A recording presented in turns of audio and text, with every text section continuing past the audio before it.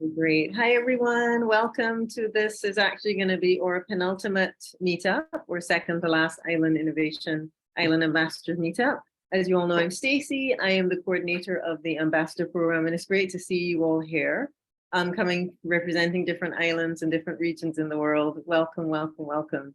I see we have Bocas del Toro in Panama being represented. We have Puerto Rico in the house.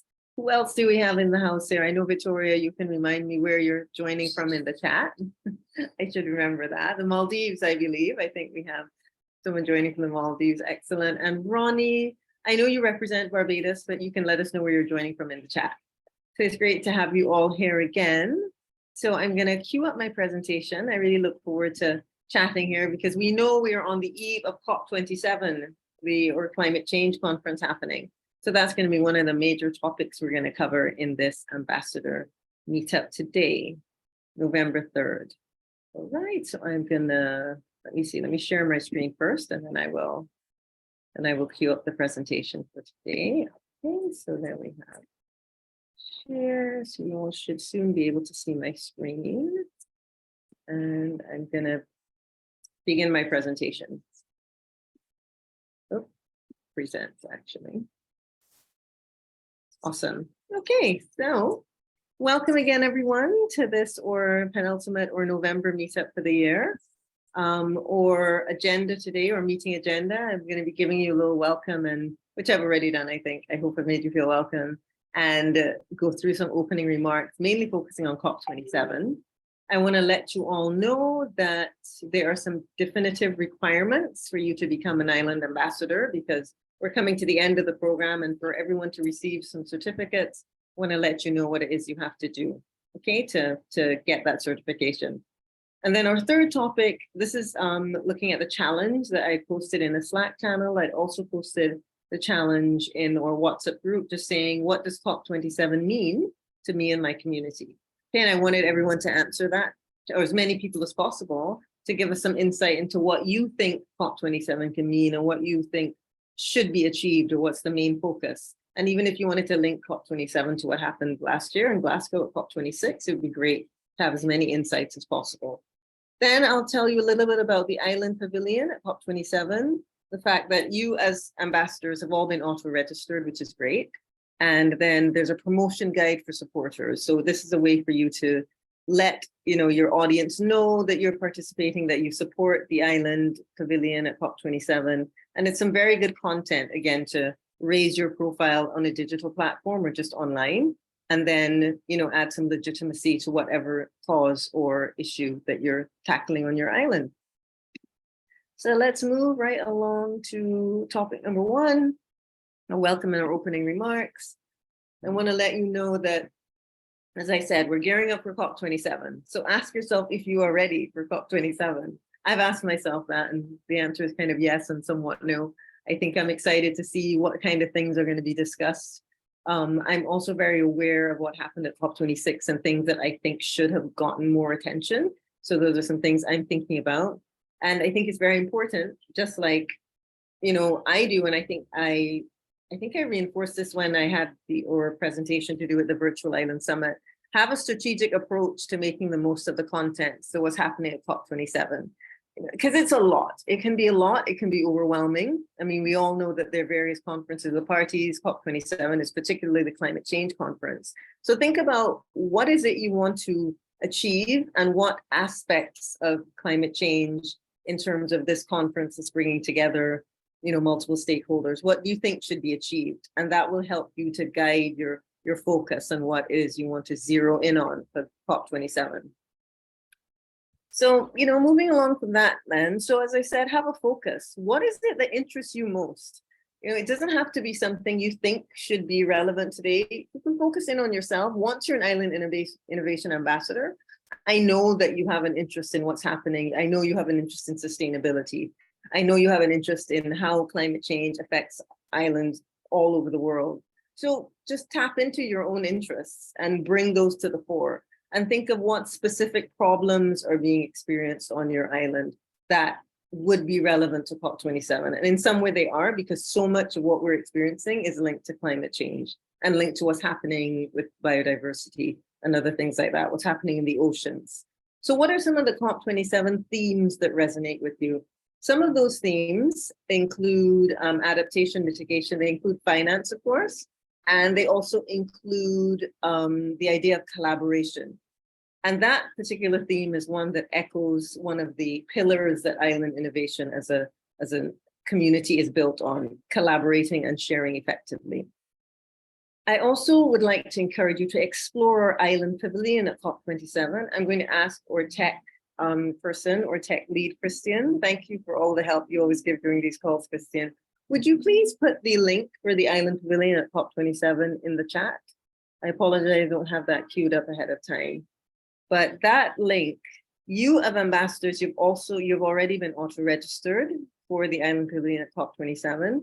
This is a space where we're going to be sharing all of the insights, all of the relevant things. There are various side events and various things happening at COP of particular interest to Ireland. I just had to mute there. There's a huge truck outside beeping its horn. So as I was saying, right, the island pavilion. So Christine would have put the link in the chat, and I'd like you to encourage your friends, your relatives, your colleagues, everyone to please, increase your audience and also gain some really targeted insight into what's happening at COP. And of course, you can do some research. You can keep yourself informed. You can go to our website. You can check various official UN pages that are available and have a look at what's happening there in the content.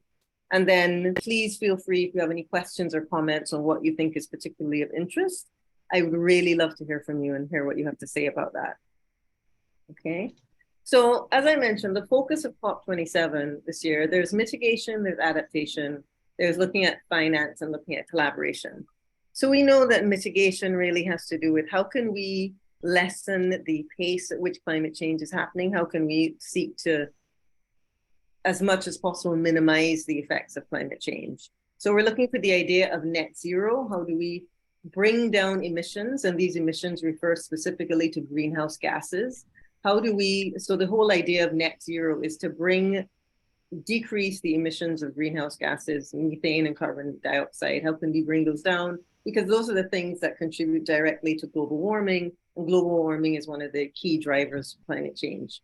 And it has been mentioned that 1.5 degrees Celsius that has to be the cap. We have to aim to not have global warming above that particular number.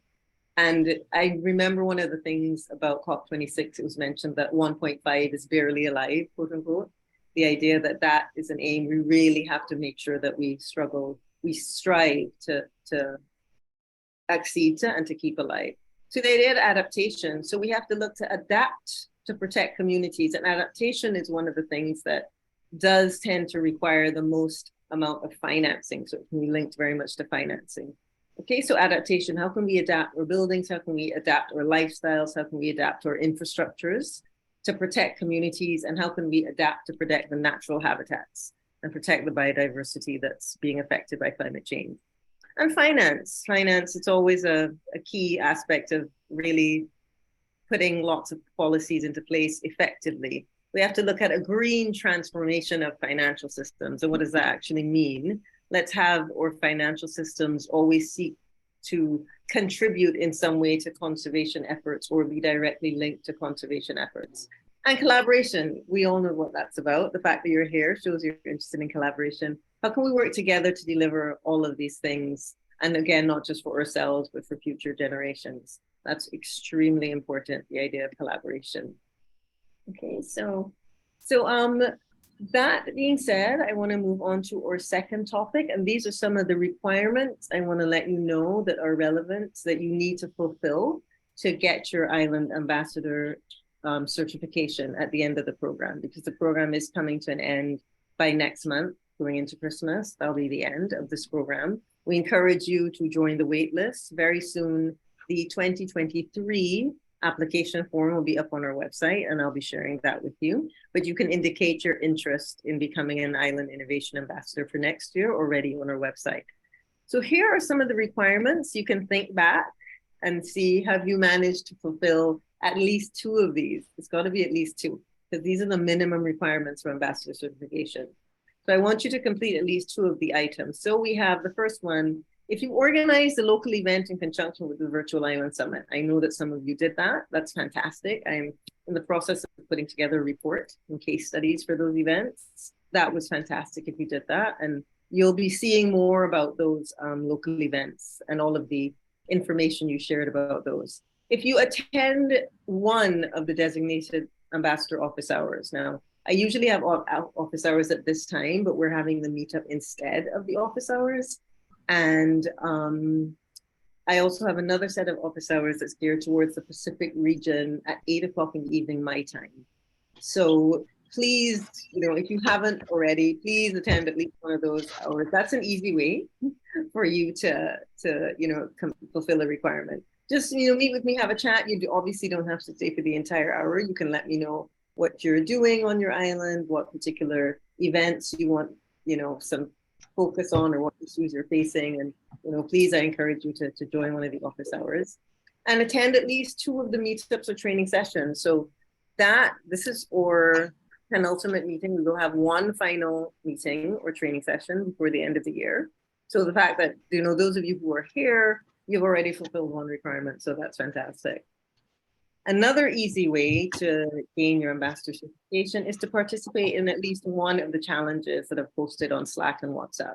So remember, now we're already in November. Before I took over the program as a coordinator, Isabel had posted some similar challenges, and very much, I remember at the very beginning of the program, there were some. So you can participate. This challenge, this most recent challenge I've posted has to do with what does COP27 mean to me and my community? And that's one of the things we'll be looking at today during our presentation.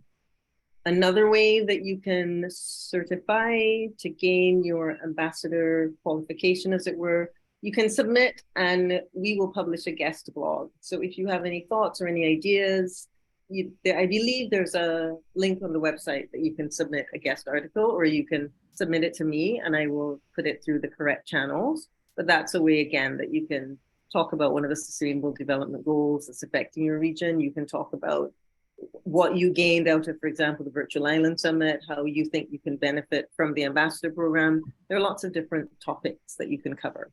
Okay, and then the last one, if you use any of the promotional materials, any of the official promotional materials to promote an island innovation event. So throughout the year, we have had the Island Finance Forum, we've had the Virtual Island Summit, and now we're going to have our island space at COP27, or Island Pavilion. Okay, so you've been given promotional materials. That's one of the things we'll be looking at in this meetup. So please use those. We even have a nice kind of a template or frame that you can use on social media. We can see already one of our ambassadors in this call. I remember, Ronnie, you already have a frame set up that shows you're an Island Innovation Ambassador, and there's something similar for COP27. Okay, so if you have any questions about these requirements, again, please feel free to let me know. I can see that some things are coming up in the chat, and I'll have a look at them once I stop sharing my screen. Okay, so yes, as I said, any questions you have on those, please let me know. I'll be happy to answer them.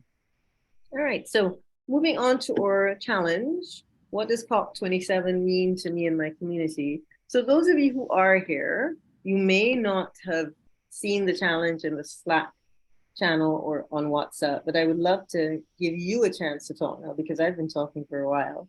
I would love to get an idea of what COP27 means to you and your community. So I'm going to stop sharing for a few moments, and I'm going to see if any of you would like to share. You can put your hand up, please, and just let me know, what does COP27 mean to you and your community? I see Robert, you have your hand up. Hey, Robert from Scotland.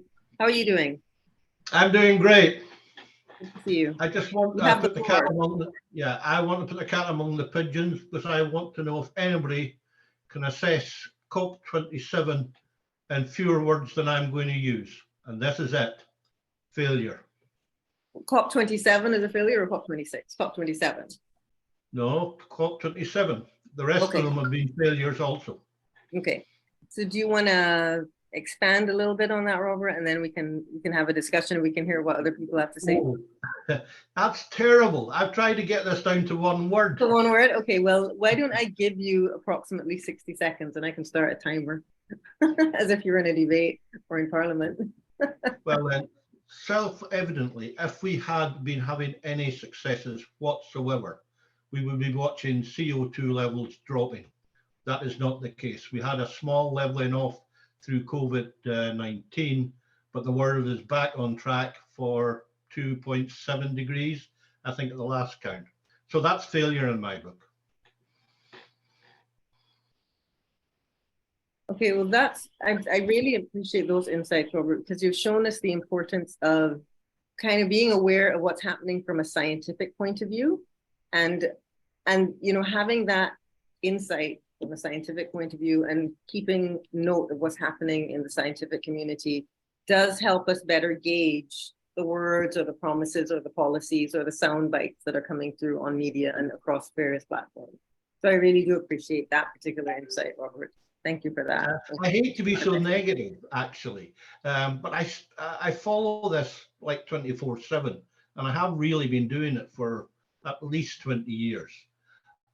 It's hard to come to any other conclusion. Now, there might be bright spots in that, and there could be a change of heart at COP27, but 26 COPs are really quite a good historical basis to base the future on at the moment.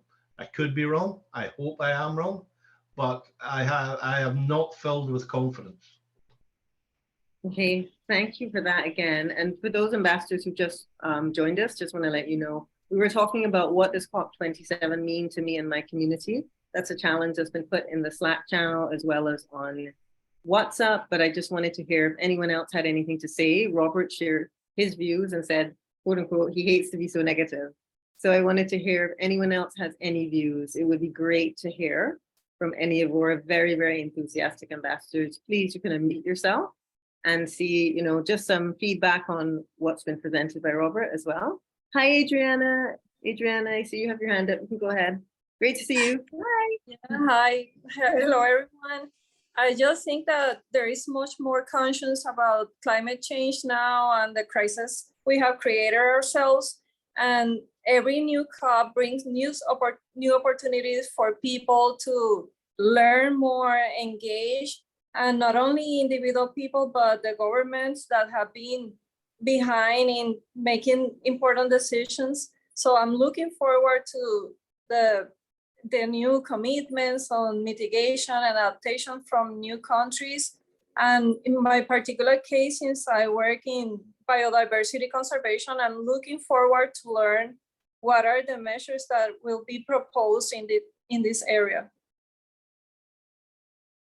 Thanks very much for that. I think it's really great that you managed to say, the idea that we are trying and that we're going to seek to come together, and that each meeting is a chance, each conference of parties is a chance for us to really focus on, as you said again, very insightfully, the problem that we have created. A lot of this, all of this is being driven by anthropogenic change or change by human activity on the planet. So just owning that level of responsibility is a good way for us to see how we can move forward. And again, act on the suggestions and act on the sense of urgency that's being created.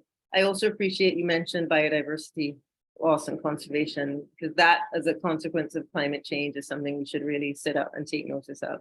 So thanks very much. Thanks for your contribution. Good to have you here in Puerto Rico. Thank you. You're welcome. Anyone else want to say? You can unmute yourself, put your hand up either virtually. Hi, Cheryl. I see you're unmuting. It's good to see you. Yes. Hi, Stacey. Hi, everyone. Nice to see you all today. I just wanted to say a quick word just from the perspective of someone from the Caribbean. We talk a lot about the fact that, we're not the ones who necessarily are a big part of the problem, but we've definitely been left out of the solution in many ways. So I hope for more for our islands, not only the independent islands that are being recognized by the UN and the World Bank, but also the dependent territories, which really we can't make our decisions for ourselves. And it's very, very difficult for us to also reach out to international organizations because, they tend to look at who the World Bank recognizes. So I hope for transparency. I hope that people recognize that, this extends beyond just borders and beyond just international treaty and international law, that humans are being directly affected by it. I just hope for more voices similar to Mia Motley. Her words from COP26 are still very much raining down in people's ears. And yeah, I just hope for more representation for sure. And I hope for good news coming out of it, and actual tangible action and transparency. Robert, I understand why you feel the way you feel. I am someone, I work in finance, and, we talk about greenwashing a lot, but just seeing it on the inside, when, my CEO of my company had a very, very harsh, not harsh, but a very strong stance when it came to sustainability in 2018.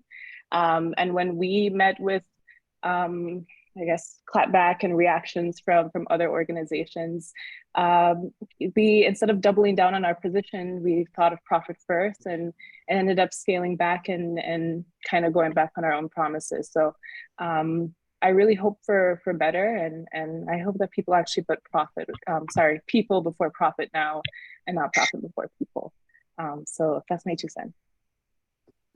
Thank you for that 2 cents. That's a big 2 cents worth there, because I really admire and appreciate your mention of transparency and the level of transparency that you brought to the table, and mentioning, what's at the heart of finance. We really have to look at things being meaningful and not just greenwashing. There has to be power behind the gestures. It can't just be gestures for the sake of looking appeasing and looking as if you are doing what has to be done. So that's fantastic insight. And again, representation. We all know that from all islands across the world, this is what we need. Very much so, representation and tangible action action that either will catalyze a stronger response and a way that we can move forward. So thank you. Thanks so much, Cheryl. Hey, Sigrid, I hope I'm pronouncing your name like Jørgensen. I did live in Denmark for a while, so I'm trying to see if I can remember. Thank you. Can you hear me? Yes, we can hear you very well. Please go ahead. Good. Oh, thank you so much. I haven't been able to attend a lot of the ambassadors lately, but I'm back from having COVID, so back to participate more. I would love to give a reaction. I do understand the feelings of frustration from the scientific, not only scientific area, but from many people who see that global warming is a fact and it's accelerating, and all the problems attached to it are accelerating. That's set on one hand. If I look in outside the Western world, I see lots of new possibilities. I see blended finance are slowly gearing up to help with climate mitigation, with climate adaptation, with the biodiversity loss. It's slow. It's the beginning. It's the beginning. The blue finance, the blended finance possibilities. It's the beginning. But there's one thing that worries me the most, and it has become so adamant now with the Ukraine war and the energy crisis, is that in the West there is this split between two types of thoughts. One is the total deny of climate. And the other one, we all know, yes, we need to do better. We need to attack the climate, the global warming. But the polarization of views are getting so out of hand that if I look at Twitter and whatever, there's such a large community, and even in my home, my country, the Netherlands, where people just blatantly deny that there is climate crisis, that there's any form of crisis. It's just been totally denied. So one thing I think is absolutely essential if we're really going to make steps, that is in the West, because most of the money needs to come from the West, and most of the big changes, this transformation needs to come from the West as well. So I think it is eminent that there needs to be a better, more severe, more maybe even more email, Twitter-driven reach out to inform people that this is actually happened. How do we get all those people that think that it is just nonsense? How do we get them back into the view that this is what's happening and this is a fact? And a fact is a fact, and false facts never existed because a fact is a fact. So yeah, that's one of my big worries. And the president of Ghana basically said the other day, only when there will be casualties in the West, then something will happen. So I think that's interesting as well. Okay, that was it. Thank you. Thank you. It's good to see you for the meetup and really appreciate those views. Yes, I mean, clearly one of the issues we have are, the idea of climate change denial, the idea that even though, the facts are there, we know that a lot of this is driven by human activity. There would need to be, as Sigrid mentioned, a kind of a concerted effort to not, spread what are scientific facts, to let people know. And this is where you can find legitimate and credible scientific information about what's happening with climate change and the effects of climate change and what's causing climate change. Yeah. So But there's a bit of a problem, and I don't know how to address this, because what you see, for instance, in France, in the Netherlands, you see it in different other European countries as well, that maybe 15 to 20% is a denier of climate, is denying this. And the moment you throw in scientific evidence, they straight away do a Trump version and say, oh, false facts. And then they call the conspiracy theories, etc. But there's almost 15 to 20% who believes this is true. So they are being fed, they are being, supported financially or in any other way by the old economic industry worldwide, steel, oil, etc. And so, yeah, how are we going to change that? That's my big question to all of you here. Yeah, that's a huge question, because it's interesting, very interesting how linguistics and language can drive ideology. I remember when the idea of fake news did not exist, it would have been considered, antithetical to put those two words together, and the idea of false facts again.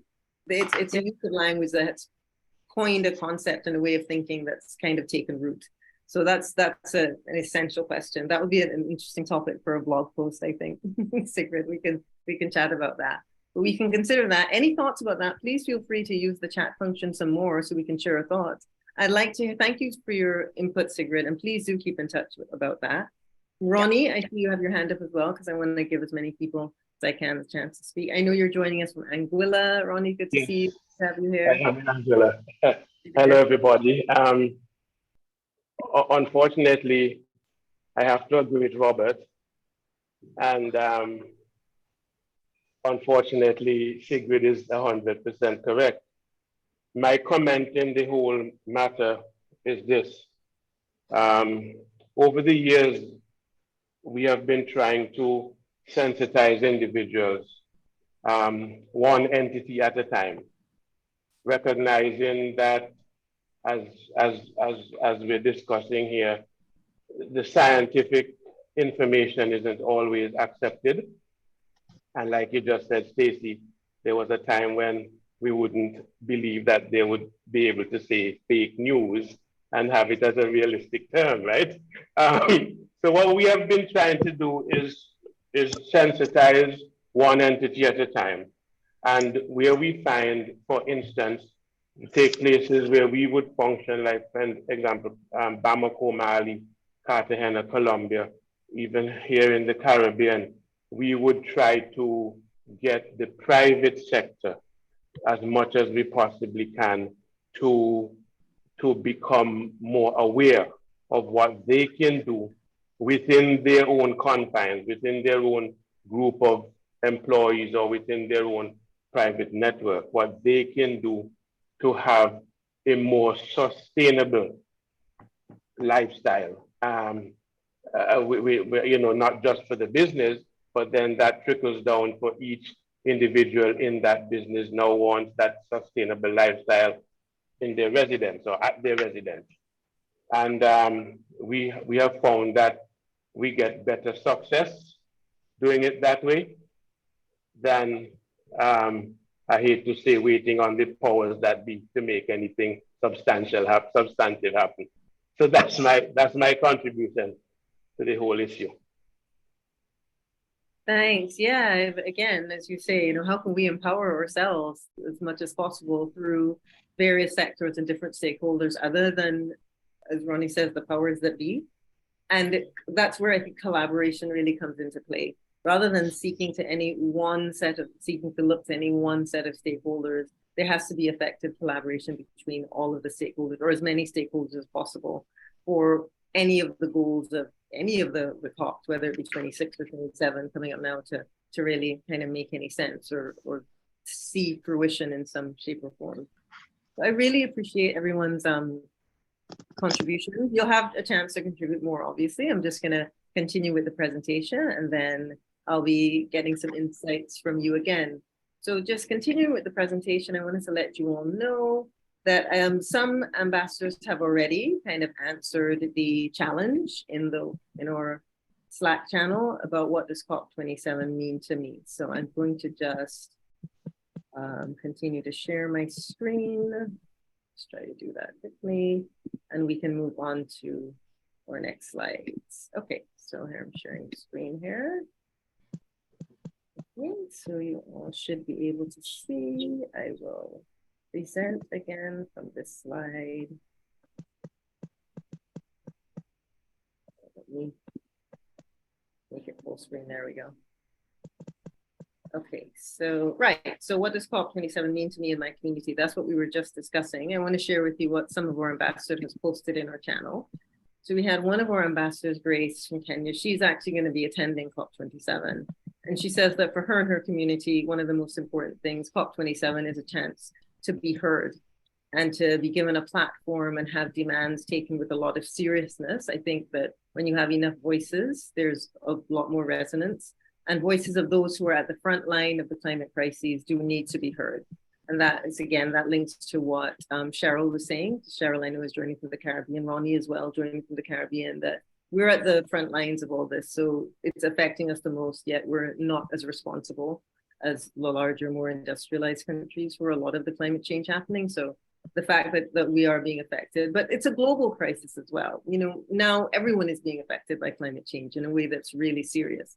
So COP27 also means to Grace that it's a way to put policies are going to be put in place, and these policies need to be inclusive, simple to understand, and easily accessed by communities. So we actually hear an echo of the idea of transparency that Cheryl has raised. You know, any policies being put in place need to be understood by who's going to be affected by these policies, and also need to be accessed so we can really gauge what's happening. So the three things on the agenda Grace is looking out for is climate financing, the idea of loss and damage, and a just transition to clean energy. And we know mention was made of war in the Ukraine and what's happening with the energy crisis. There really needs to be a heightened look at using alternative forms of energy as well as renewable energy. So that was from Grace. And then we had Ramiro from Argentina. He had mentioned that COP27, it's an important space to face new challenges. And as we mentioned, from the more realistic perspectives brought by Robert and by Ronnie, that unfortunately, we're not seeing the action that we need to see in some spheres, and it can be a bit discouraging. So we need to look at how do we solve these ecological problems? And these are problems that are occurring in extreme areas of the planet. There's so many extreme weather events happening. We have devastating floods. We were seeing that already in Pakistan. There are, you know, extreme weather events, and COP27 needs to be a kind of a think tank. So it's important to debate. It's important to make room for all of the points of views, you know, ones that can be put into the spectrum of positive or negative, and then in between. So we need to think, how do we evolve? I love this term. How do we evolve towards a higher level of coexistence? How do we look at the way we can share the planet with each other and with biodiversity without having this extremely negative effect on biodiversity and on the climate? Okay, and then we had Gillian, one of our ambassadors from St. Lucia, from the Caribbean region. She's saying that we as islanders, no matter how small, can effectively make a difference when we work together. And we're seeing that right now as we speak. Okay, we have resources that can be used to support climate change action. Through conferences like COP, we can gain knowledge, we can gain expertise, and then we can meld those together with the kind of resources to move forward. Gillian really makes a call here, a good call to action for moving forward for the good of mankind and the environment. And how are we going to survive? And not just how are we going to survive, how is Mother Earth going to survive? So I think those are some very, very relevant and very thought-provoking ideas coming from our ambassadors. So thank you for that. So I want to encourage you to please participate in this challenge, add your thoughts to the Slack channel or the WhatsApp group. I saw McKenna, I believe you mentioned in the chat, how do we get the invitation link to the Slack channel? I'll see if I can provide that for you after the meeting, okay? Because yes, you have to be invited to the Slack channel, and that's a good place to see where as ambassadors we're all coming together and chatting about what's happening in our respective regions. So please, you know, pay attention to what's happening in the Slack channel. So I invite you to join the challenge. Okay, so we're gonna move on to our final topic. Our final topic here is going to be the Island Pavilion at COP27. I know that, or my fantastic tech support, Christian, has put that link in the chat already, the Island Pavilion COP27, and I'll be talking about the promotion guide for supporters that you can have. Okay, so the Island Pavilion at COP27. Island innovation, we've set up this space. So the whole point is to share climate change messages from islanders to the world. COP27 is happening between the 6th and the 18th of November.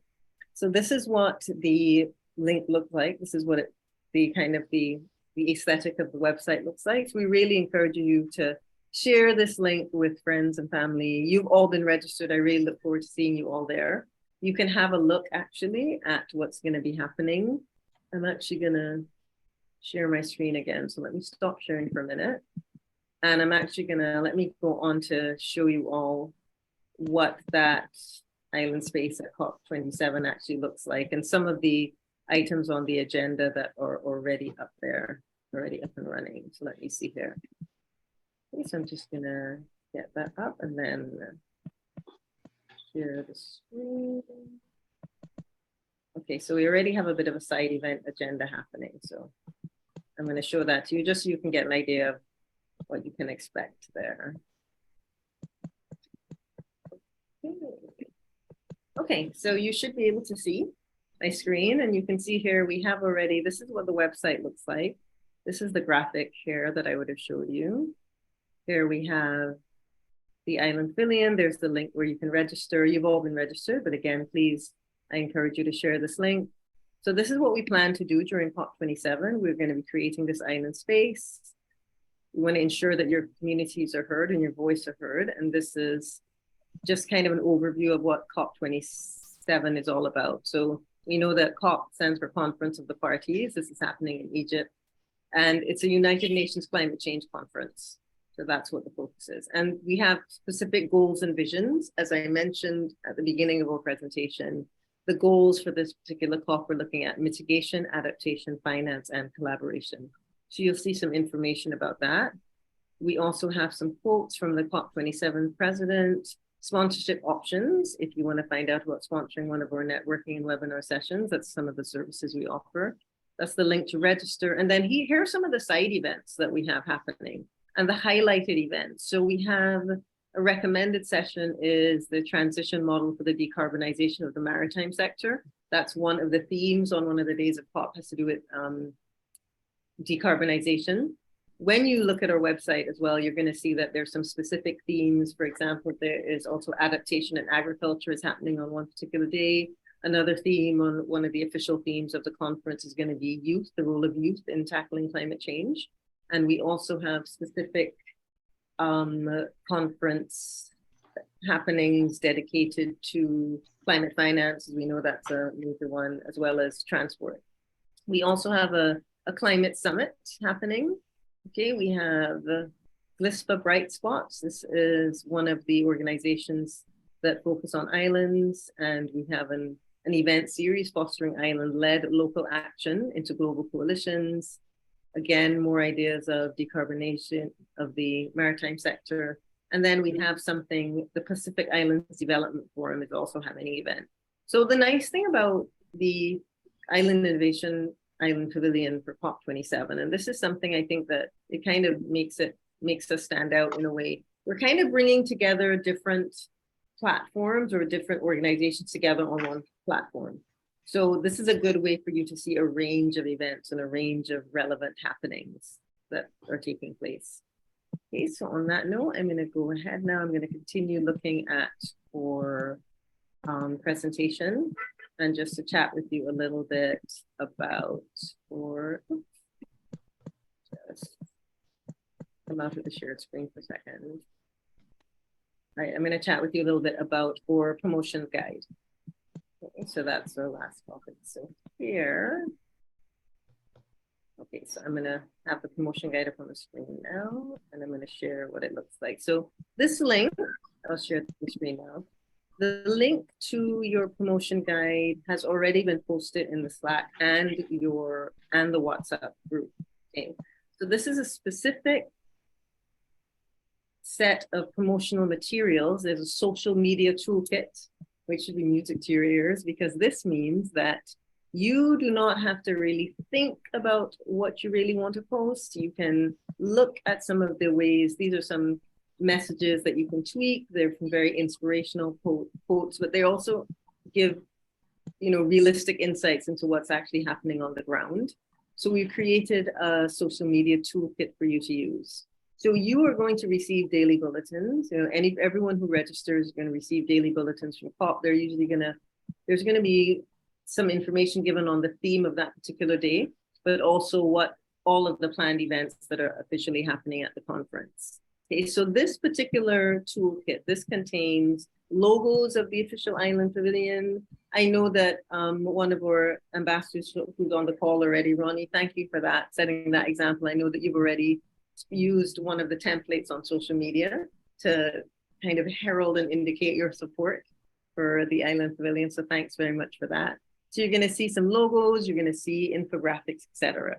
So there are some official social media accounts that you can follow. Okay, there's a link to the event. And we have our marketing director, Thais, at islandinnovation.co. You can get in touch with her and also with me if you have any questions. But Thais is really the marketing expert, so you should really get in touch with her. So here we have some of the logos that you can use. These are different kind of aesthetics here. You have different color schemes. You also have banners that you can use on social media. I believe my LinkedIn cover page has already been changed. So those are some of the ways that you can use these promotional materials. We have that particular illustration. You can feel free to post that on social media and create a blurb. And there's a description there. So if you have a website or if you put a blog together, you can have a description of this event. Or if you just do a particular post, you can take just the first paragraph of this particular event description and have it as a post. And then you can also just adapt and tweak the information as you see fit. And we would really appreciate, even if you wanted to send emails to partners, clients, or colleagues, telling them about the event along with the giving the link to register. So we created some really nice social media posts with some various photos and some smaller quotes, just giving some information about what's happening. We have here where you can create a frame. So I believe this is the frame that Ronnie used. Ronnie had used this frame with the Island Pavilion at COP27 on the bottom, and he put his picture in there. So, and we really would appreciate you resharing. And again, this is one of the ways that you can gain your Island Ambassador certification through using any of these materials. You can, you know, tag me on Slack, tag me in the social media post, tag Island Innovation, and let us know what's happening. And here you can see we actually have the text of the social media post for you. Here is the copy. So you can feel free to, you know, copy and paste that, tweak and add some relevant information. Again, these are suggestions, but it's very helpful. You know, we have suggestions for Facebook and LinkedIn and suggestions for Twitter. So that's all of the materials that we have there. We're going to be wrapping up pretty soon. I would love to hear any more thoughts. And I see, thank you very much, Christian, for adding the ambassador research pages. This page is going to be updated and I'll be adding more information. Does anyone have any more thoughts on that note that you wish to share? Hi, Robert, I see you have your hand up. Bring it on. I started very negatively, which is quite the opposite of my character, because if I'm asked at any point to critique something, I do it at the end of the day with something to suggest. I wanted to jump in when Cheryl mentioned my name. And what you said about her own company has gone back on their own promises. But Sigrid's asked the big question of all of us. So who are all of us? And what came out of that was self-empower. If we do not self-empower ourselves and we continue going to somebody else to ask them to give us something and we get nothing, where do we go? That's not self-empowerment. Self-empowerment is creating your own networks, organizations, and I am talking now primarily because the fault is not about the deniers. The fault is ourselves. The fault is that we do not create our own banks, our own businesses, and we self-fund them. There is no point in competing with the opposition or asking them to give us anything. They will only listen to us when we are actually on the ground creating better outcomes than they are. And we have no idea of how to control that or how to scale it. But continuously going to people that talk about climate change and don't do it is not self-empowerment. It is actually losing the battle. So we must become our own self-governing economic entity. It's a big idea, but I think it's the only one that will work because climate change is an all-in-one problem. Therefore, it requires an all-in-one response. Thank you. Thanks, Robert. You're welcome. I think those are very wise words that we can use to kind of keep our thinking caps on as we go into COP27, as we, keep a discerning and a critical eye. And when I say critical, I don't necessarily mean negative, just a discerning eye. Think about what you're listening to, think about what you're seeing, think about the platforms they're coming from, think of the information being presented.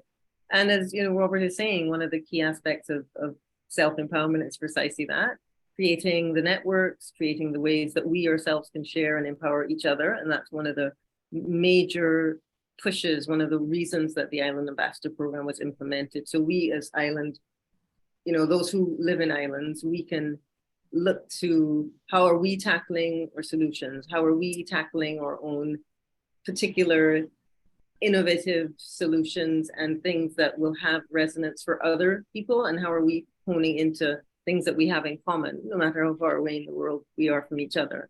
How are ways that we can gain empowerment from that? So on that note, I want to thank you all so much for joining this, the second last, the penultimate meetup or training session. We have one more. And I really would encourage you all to keep in touch with me when you're looking at what's happening in COP27. Thank you to those of you who have joined the challenge. I consider the answers you've given here as well as, taking part in the challenge. What does COP27 mean to me in my community? Feel free to post again in Slack if you wish. And I look forward to seeing some of you use the promotional materials. Those of you who have answered in the Slack channel or on WhatsApp, I'll be seeing if I can use the template. With your permission, I can use your photo from LinkedIn and create a post that Island Innovation we can disseminate on our platforms as well. So with that, thanks so much to all of you for coming wherever you are in the world. Thank you so much, Christian, for your tech support and help. And I look forward to hearing from you all. I do have office hours later today, 8 o'clock in the evening, my time. So that's in just a little bit over 8 hours. So I'll be around, sorry, a little bit over 7 hours. I'll be around later. So thanks so much, everyone. And I'll see you again. Keep in touch. Thanks for joining. Bye, everyone. Bye. Bye. Thank you. Bye. Thanks so much. Bye.